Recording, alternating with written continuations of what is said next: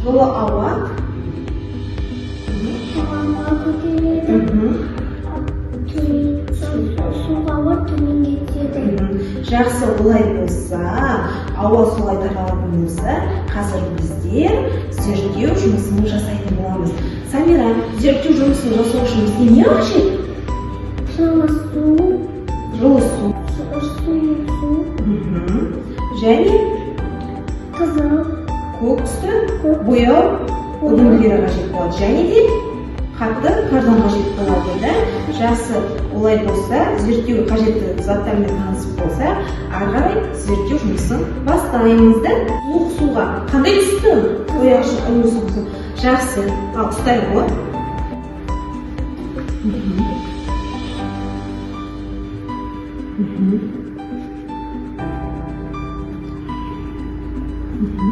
Осыны араластырalım.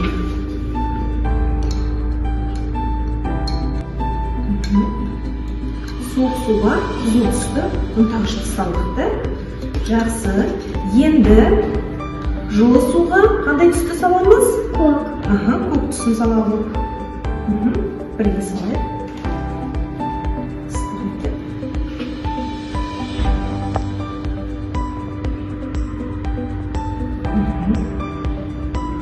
Жақсы. Араластырайық. Қарашы, Самира, қандай әдемі түстер шықты, да? Самира, қарашы, жылы судың ішіндегі бояу салқын суға қарағанда тез еріп жатқан сияқты, солай ма? Жақсы. Қарағанда тез еріп жатқан сияқты. Температура суға әсері байқалып тұр. Көріп тұрсың ба? Ал енді ыстық су мен суық су өзара араластырмай, бірінің үстіне бірін беттестіріп орналастырамыз. Жақсы ма? Так, Самира, мына көк түс пен қызыл түсті бір-біріне беттестірсек, араласады деп ойлайсың ба? Жоқ, араласпайды. Шекарасы айқын бөлініп тұрған сияқты, да? Бұл жерде Самира. Самира, қарашы, екеуі бір-біріне араласты ма?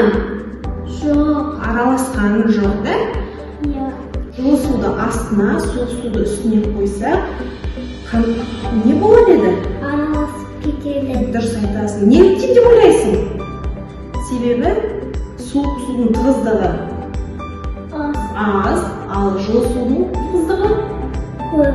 жақсы. Бәрекелді балалар, бүгінгі біздің жасаған зерттеу жұмысымыз сіздерге ұнады деп ойлаймын. Сіздер де үйден осындай зерттеу жұмысын жасауға шақырамыз.